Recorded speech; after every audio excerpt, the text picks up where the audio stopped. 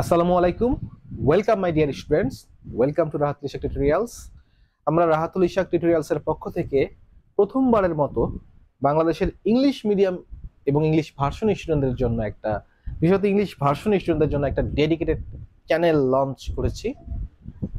তো এই চ্যানেলে হচ্ছে আমরা আপাতত বায়োলজির ক্লাস দিয়ে করেছি আর কি ক্লাস নেওয়া। তো আমরা ডাইজেশন এবং অ্যাবজর্পশন পড়েছিলাম।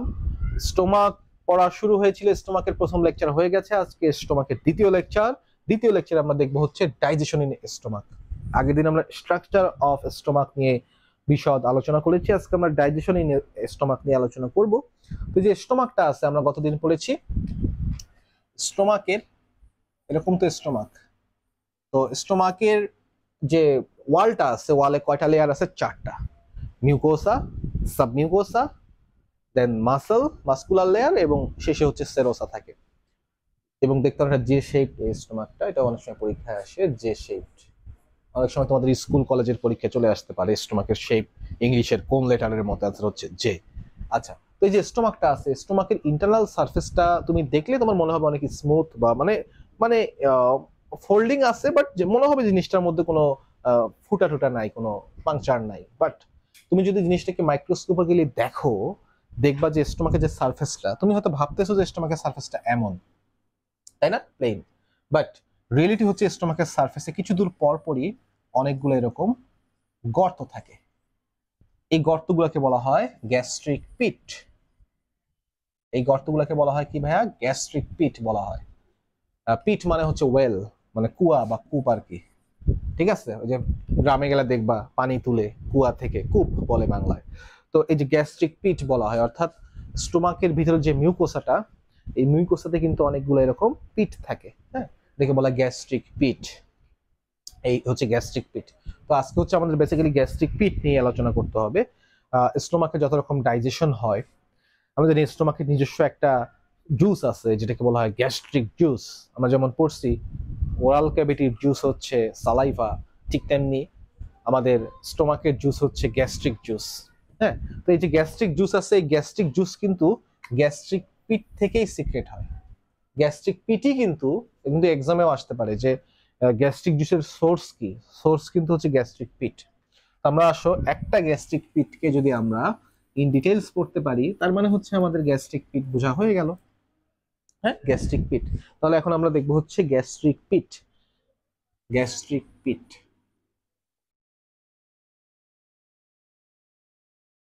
গ্যাস্ট্রিক পিট। আচ্ছা, তো আসলে আমরা একটা গ্যাস্ট্রিক পিটের ছবি আঁকি। এই হচ্ছে গ্যাস্ট্রিক পিট, মিউকোসার মধ্যেই আছে। তো গ্যাস্ট্রিক পিটে অনেকগুলো সেল আছে এভাবে।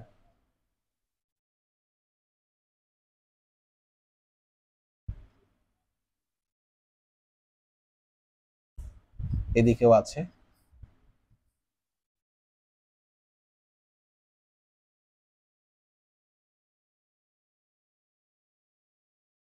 এই হচ্ছে গ্যাস্ট্রিক পিটের সেলগুলা।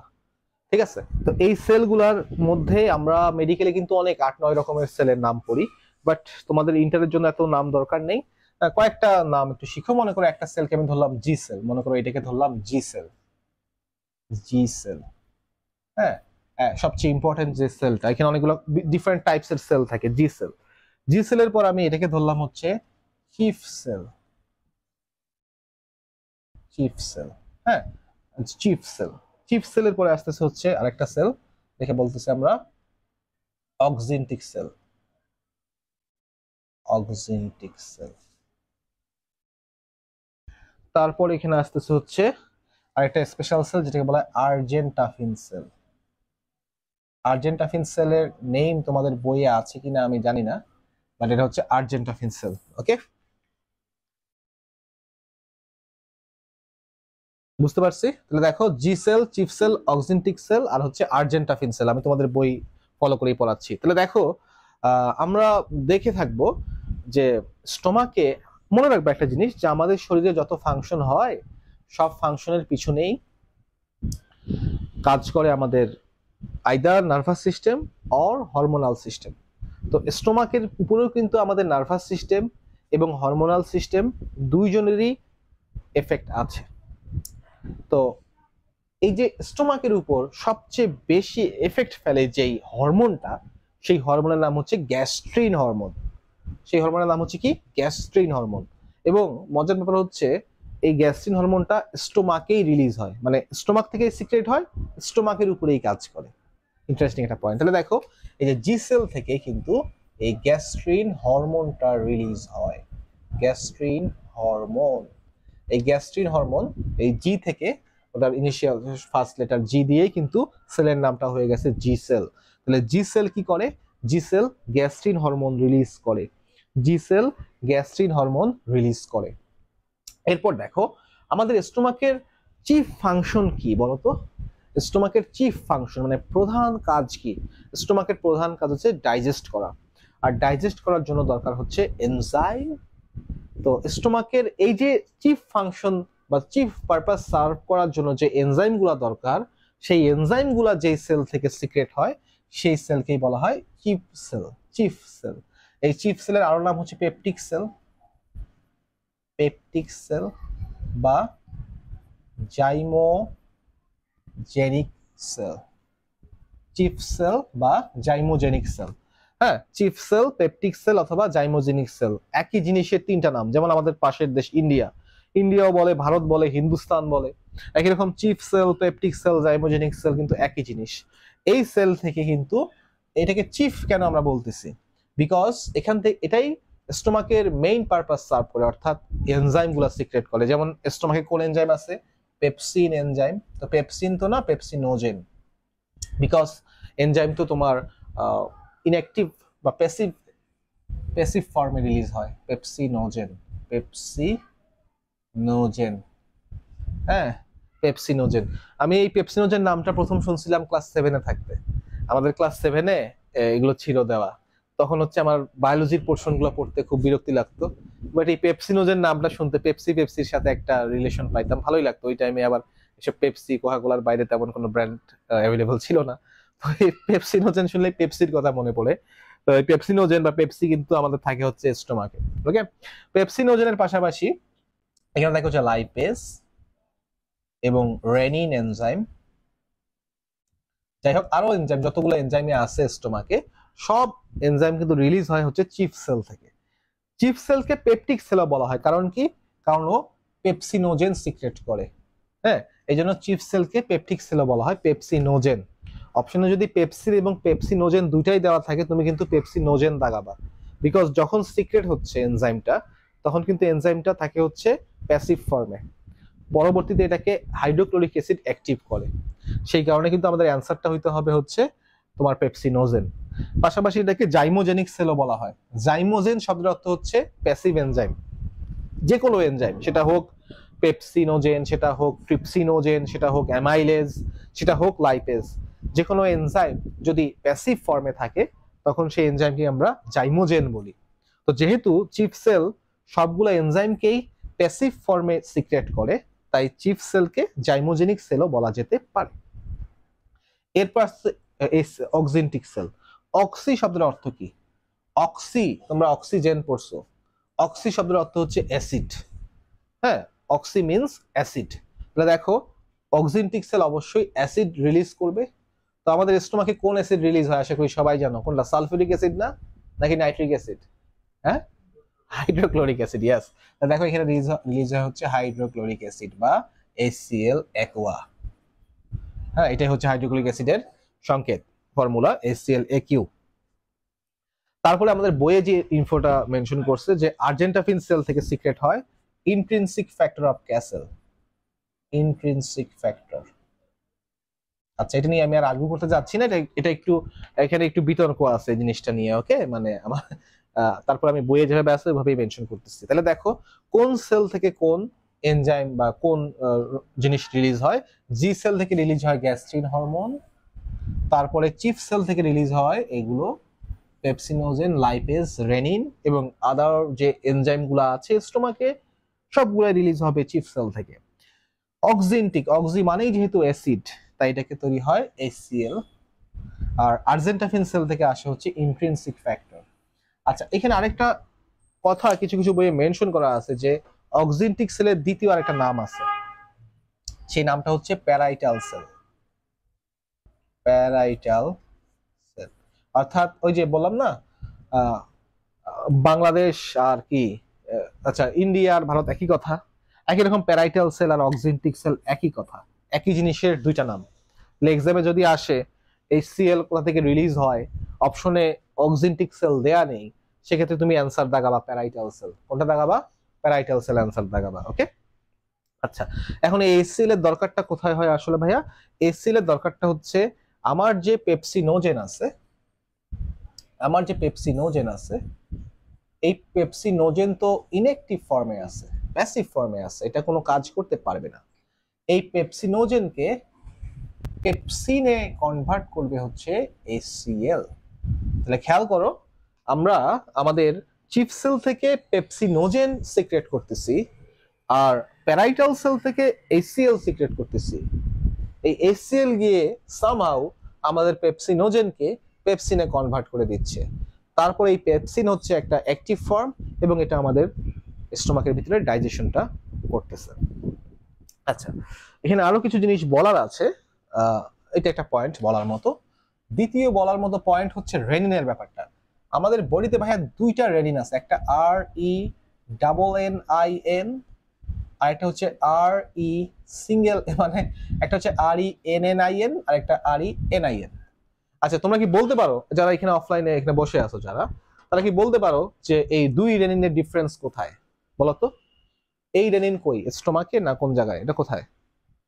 স্টোমাকে। আচ্ছা এটা আছে হচ্ছে আমাদের স্টোমাকে। আর এই রেনিন কোথায়? RENIN, এটা কোথায়? ওটা রচন, ওটা অন্য জিনিস। RENIN এটা হচ্ছে আমাদের কিডনিতে। কিডনিতে দুইটাই কিন্তু এনজাইম, হ্যাঁ এটাও এনজাইম ওটাও এনজাইম। এই এনজাইমটা থাকে হচ্ছে আমাদের স্টোমাকে আর এই এনজাইমটা থাকে হচ্ছে আমাদের কিডনিতে। তো এই যে রেনিন এনজাইম আছে, আমরা রেনিন এনজাইমের কাজ হচ্ছে স্টোমাকের মধ্যে মিল্ক ডাইজেস্ট করা। কি ডাইজেস্ট করা? মিল্ক ডাইজেস্ট করা। আমরা মিল্কের মধ্যে জানি বিভিন্ন রকমের প্রোটিন থাকে, যেমন হোয়ে প্রোটিন, কেসিন প্রোটিন। তো এই যে কেসিন প্রোটিনটা আছে, কেসিন প্রোটিনকে ডাইজেস্ট করে হচ্ছে আমাদেরকে রেনিন। হ্যাঁ রেনিনের কাজ হচ্ছে মিল্ক ডাইজেশন, মিল্কের casein protein digestion, casein digestion. ঠিক আছে? আর রেনিন যেটা আমাদের কিডনি থেকে সিক্রেট হয়, এই রেনিনের কাজ হচ্ছে আমাদের ব্লাড প্রেশার ইনক্রিজ করা, আমাদের ব্লাড প্রেশার বাড়ানো। এটা মাথায় রাখতে হবে। দুইটার প্রোনাউন্সিয়েশন একই রকম প্রায়, বাট স্পেলিং ডিফারেন্ট। RENNIN এটা স্টোমাকে রিলিজ হয় এবং এটা কেসিন ডাইজেস্ট করে, আর RENIN এটা কিডনি থেকে রিলিজ হয় এবং সেটা ব্লাড প্রেশার ইনক্রিজ করে। ওকে, দুইটা রেনিন কিন্তু ডিফারেন্ট ফাংশন করে। আচ্ছা তো স্টোমাকে আর হচ্ছে আরেকটা এনজাইম আছে, এখানে বলে দিলেই ভালো হয়, এখানে বলে দিলেই ভালো হয়, সেটা আর মিস করব কেন, আলাদা করে আমাদের বইয়ে মেনশন করা আছে, জিলাটিনেজ। জেলাটিনেজ, এই চারটার কথাই বই বলা আছে। তাহলে দেখো পেপসিনোজেন করতেছে কি? পেপসিনোজেন আমাদের প্রোটিনকে ডাইজেস্ট করে প্রোটিওজ এবং পেপটোনে কনভার্ট করতেছে। সিম্পল জিনিস যে প্রোটিনকে ডাইজেস্ট করে পেপটোনে কনভার্ট করতেছে। আর লাইপেজ আমাদের লিপিডকে ডাইজেস্ট করতেছে। রেনিন আমরা যে দুধ খাই, মিল্ক, সেই মিল্কের কেসিন প্রোটিনকে ডাইজেস্ট করতেছে। আর জেলাটিনেজ জিলেটিন জাতীয় যে পদার্থগুলো আছে, জিলেটিন মানে হচ্ছে অনেকটা থকথকে পদার্থ, থকথকে যে খাবারগুলো আছে সেই খাবারগুলোকে বলা হয় জিলাটিনেজ। হ্যাঁ এটা তোমরা ফানজি এলজিতেও পড়ছো জেলাটিন। হ্যাঁ জেলাটিন জাতীয় জেলাটিন ফুড আছে অনেকগুলো, দেখো জেলাটিন ফুড আমি এখানে দেখি নেটে পাওয়া যায় কিনা। হ্যাঁ বিভিন্ন রকম হচ্ছে তোমার বিভিন্ন প্রাণীর বোনসে, কার্টিলেজে এবং স্কিনে দেখা যায় হচ্ছে, স্কিন থেকে হচ্ছে আমরা জেলাটিন পাই। তাহলে দেখো আমরা যখন জেলাটিন জাতীয় কোনো ফুড কনজিউম করি, জেলাটিন এটা অনেকটা জেলির মতো হয়, থকথকে নেচার এরকম হয় অনেকটা। তো আমরা যখন কোনো জেলাটিন জাতীয় ফুড কনজিউম করি, সেই ফুডকে কিন্তু ডাইজেস্ট করা আমাদের স্টোমাকের কাজ, বিকজ স্টোমাকের মধ্যেই জেলাটিনেজ এনজাইম থাকে এবং ওই ফুডটাকে ডাইজেস্ট করবে। এটা জেলি লাইক সাবস্টেন্স আর কি অনেকটা। তো আমি একটা এক্সাম্পল দেওয়ার চেষ্টা করছি তোমাদের। জেলাটিনের এক্সাম্পল আমি এখানে ছবি দেখাবো, ছবি পাই কিনা। হ্যাঁ, এই কিছু ছবি দেখা যাচ্ছে, একটু তোমরা দেখো, এই যে এরকম আর কি জেলাটিন। হ্যাঁ, কি কি আছে তোমরা একটু নেটে সার্চ দিয়ে দেখবা, তাহলে আরো ভালো হবে। জেলাটিন, এই যে জেলাটিন জাতীয় বিভিন্ন চকলেট টকলেট পাওয়া যায়, তোমরা এগুলা পাও বাজারে। আমি তো বড় হয়ে গেছি, এগুলো এখন আর খাইটাই না।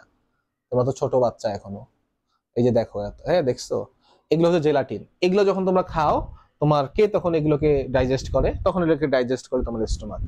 হ্যাঁ, এগুলো খাইলে তুমি কিন্তু স্টোমাকে ডাইজেশনটা হবে, তো এটা মাথায় রাখতে হবে আমাদের। আচ্ছা, তাহলে এইটুকু আমরা সবাই বুঝতে পারছি কিনা? এইটুকু আমাদের সবার কাছে ক্লিয়ার?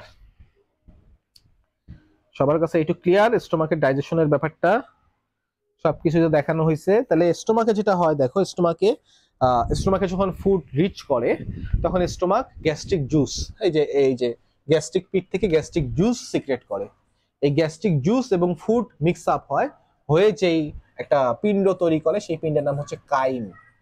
এবং এই কাইমকে আমাদের স্টোমাক, ওই যে ফোল্ড গুলো আছে না, পড়াইছিলাম রুগী, এই রুগীর ফোল্ড গুলা ভাঁজ হয়ে এরকম দুমড়ে মুচড়ে দেয় খাবারটাকে, একেবারে মিশায় ফেলে ভালো মতো, আর ডুম ডুম ডুম ডুম ডুম, উপরে নিচে ডানে বামে এইভাবে খাবারটাকে মিক্স আপ করে ফেলে। তাহলে আমাদের ফুড যখন স্টোমাকে রিচ করতেছে, তখন স্টোমাক থেকে রিলিজ হচ্ছে গ্যাস্ট্রিক জুস। এই গ্যাস্ট্রিক জুস এবং আমাদের ফুড মিক্স আপ হয়ে ফর্ম করে হচ্ছে কাইম ফর্ম করে। বুঝতে পারছি কিনা? আচ্ছা, এখন এইখানে দুইটা কোয়েশ্চেন আমি তোমাদের করবো। আমরা তো টপিক বুঝতে পারছি, কাইম কি জিনিস, কাইম কি জিনিস আসতে পারে কিন্তু, হ্যাঁ লিখে দিতে পারবা তোমরা। দুইটা কোয়েশ্চেন আমি তোমাদের জিজ্ঞেস করবো। প্রথম কোয়েশ্চেন হচ্ছে, দেখো কোয়েশ্চেন 1, এটা হচ্ছে হুইচ ইজ নট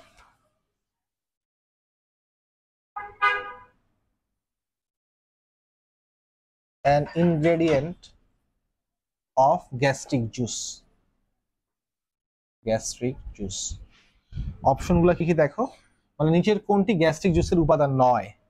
অপশনগুলো দেখো, এ হচ্ছে ওয়াটার, বি হচ্ছে গ্যাস্ট্রিন, সি হচ্ছে HCl, ডি হচ্ছে পেপসিনোজেন। অ্যান্সার করো। হ্যাঁ, এগুলোর মধ্যে, এই যে চারটা অপশন দিচ্ছে, এগুলোর মধ্যে কোনটা গ্যাস্ট্রিক জুসের কোনো এলিমেন্ট, ইনগ্রেডিয়েন্ট না? হ্যাঁ, গ্যাস্ট্রিক জুসের মধ্যে কোনটা থাকে না বলো তো? হ্যাঁ, ওয়াটার থাকে না। ওয়াটার ছাড়া কখনো জুস হয়?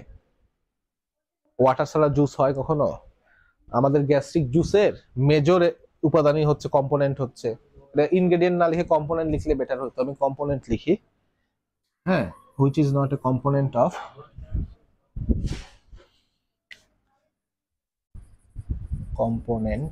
Of gastric juice. গ্যাস্ট্রিক জুসের মোর দ্যান 90% হচ্ছে ওয়াটার। ওয়াটার, এখানে যে সেলগুলো আছে, এখানে আরো কিছু সেল আছে, মিউকাস সারফেস সেল আছে, হ্যাঁ নেক্স সেল আছে, mucous neck cell, mucous surface cell. ওই সেলগুলো থেকে মিউকাস সিক্রেট হয়, মিউকাসও কিন্তু সিক্রেট হয়। ওই সেলগুলো থেকে ওয়াটারও সিক্রেট হয়। হ্যাঁ, মিউকাস সিক্রেট হয়, ওয়াটার সিক্রেট হয়, এগুলো অবশ্যই থাকে। আমাদের স্টোমাকের মধ্যে মিউকাস আছে। তোমার যে নাকের সর্দি বলো না, এই নাকের সর্দি পেটের স্টোমাকের ভিতরে আছে, ওটাই মিউকাস। নাকের সর্দিটাই কিন্তু মিউকাস, ওয়াটার কন্টেন্ট আছে। তো ঘটনা হচ্ছে ওয়াটার অবশ্যই আছে, ওয়াটার অবশ্যই আছে। তোমার গ্যাস্ট্রিক জুসের 90%ই হচ্ছে ওয়াটার, মোর দেন 90%ই হচ্ছে water.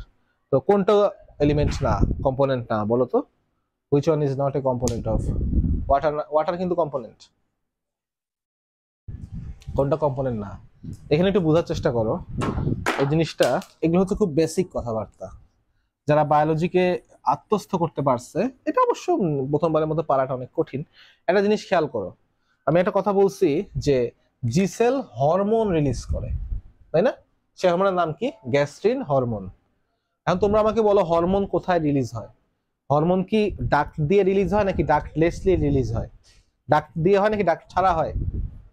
With duct or without duct বলো? হরমোন রিলিজ হয় উইদাউট ডাক্ট। তার মানে হচ্ছে এই যে জিনিসটা ভিতরে দেখতেছো, গ্যাস্ট্রিক পিটের ভিতরে, এটা একটা ডাক্ট। এটা ডাক্ট না? এটা একটা ডাক্ট। তো এই ডাক্টের মধ্যে কখনোই হরমোন রিলিজ হবে না।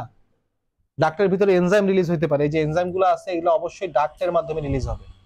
ডাক্টের ভিতরে HCl রিলিজ হতে পারে, ইন্ট্রিনসিক ফ্যাক্টর রিলিজ হতে পারে, সবকিছু রিলিজ হতে পারে। বা ডাক্টের ভিতরে কখনো তোমার হরমোন রিলিজ হবে না। হরমোন অলওয়েজ রিলিজ হয় ব্লাড স্ট্রিমে। মনে করো হচ্ছে আমাদের জি সেলের পাশ দিয়ে ব্লাড ভেসেল আছে, ব্লাড ভেসেল ধরে নিলাম, তাহলে খেয়াল করে এখানে কি হবে, জি সেল যে গ্যাস্ট্রিন হরমোনটা সিক্রেট করবে সেটাকে সিক্রেট করবে ব্লাড ভেসেলের ভিতরে, ব্লাড ভেসেলে ব্লাডের সাথে মিশে থাকবে। আর আদার্স যে সেলগুলো আছে চিফ সেল ও রিলিজ করবে এইখানে, অক্সিনটিক সেল এইখানে, আর্জেন্টাফিল সেল এইখানে, এই যে তোমার লুমেনের ভিতরে বা ডাক্টের ভিতরে রিলিজ করবে। বাট হরমোন কখনো কিন্তু ডাক্টে আসবে না। হরমোন হরমোন কখনো ডাক্টের থ্রুতে কিন্তু ক্যারি করা হয় না। হরমোনকে রিলিজ করা হয় ব্লাড ভেসেলের ভিতরে, মানে ব্লাড স্ট্রিমের মধ্যে রিলিজ করা হয়। তাহলে দেখো ভাই গ্যাস্ট্রিন একটা হরমোন না? যেহেতু গ্যাস্ট্রিন একটা হরমোন, হরমোন যেহেতু ব্লাডে যাক বা যেখানেই যাক কখনোই ডাক্টে আসবে না। ব্লাড ছাড়া অন্য জায়গায় যেতে পারে, মাঝে মধ্যে ইন্টারসেলুলার স্পেসে থাকে, বাট ডাক্টে কখনো হরমোন যাবে না। তাহলে খেয়াল করো, জি সেল থেকে যে গ্যাস্ট্রিন হরমোনটা রিলিজ হচ্ছে সেই হরমোন কিন্তু ডাক্টের ভিতর যাবে না। ডাক্টে না গেলেও গ্যাস্ট্রিক জুস তৈরি করতে পারবে। গ্যাস্ট্রিক জুস কোনগুলা? এই যে এই ডাক্টের ভিতরে যে জিনিসপাতিগুলো আছে, ওয়াটার বলো, মিউকাস বলো, এসসিএল বলো, এনজাইম গুলা বলো, ওরা সব মিলেমিশে হচ্ছে গ্যাস্ট্রিক জুস। বাট আমার গ্যাস্ট্রিন যে হরমোনটা আছে, এই হরমোন তো ডাক্টের ভিতরে যাচ্ছে না, হরমোন যাচ্ছে ব্লাডের ভিতরে। তার মানে এই যে গ্যাস্ট্রিন আছে, এই গ্যাস্ট্রিন কিন্তু আমার ব্লাডের সাথে এসে ব্লাডে মিশে যাচ্ছে। গ্যাস্ট্রিন এসে আমার গ্যাস্ট্রিক জুসে মিশতেছে না।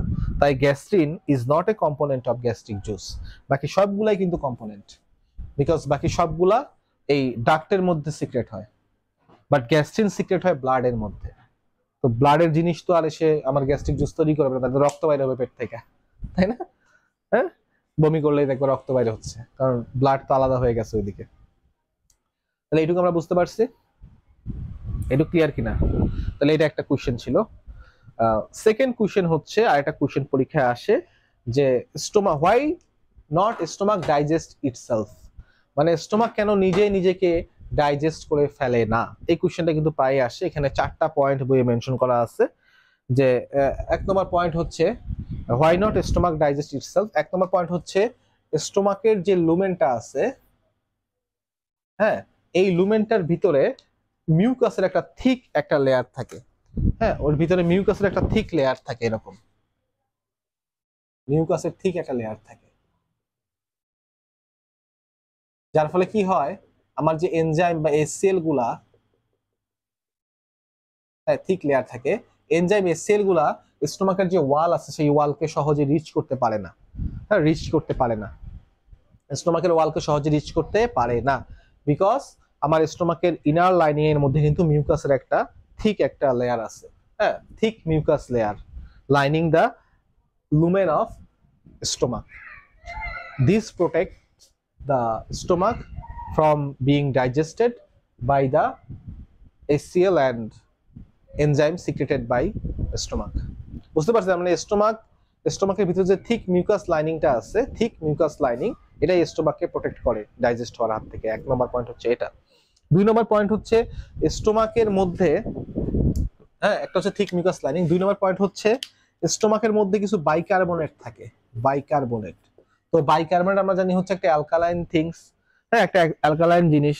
তো এই অ্যালকালাইন জিনিসটা তোমার ওই HCl কে মিটিগেট করে ফেলে, প্রশমিত করে ফেলে। বুঝতে পারছো? তাহলে দেখো HCl হচ্ছে অ্যাসিডিক, আর আমার বাইকার্বনেট হচ্ছে অ্যালকালাইন, একটা এটাকে নিউট্রাল করে ফেলে, মিটিগেট করে ফেলে। এটা একটা পয়েন্ট। তাহলে প্রথম পয়েন্ট হচ্ছে thick mucous lining, thick mucous lining. দ্বিতীয় হচ্ছে বাইকার্বনেট।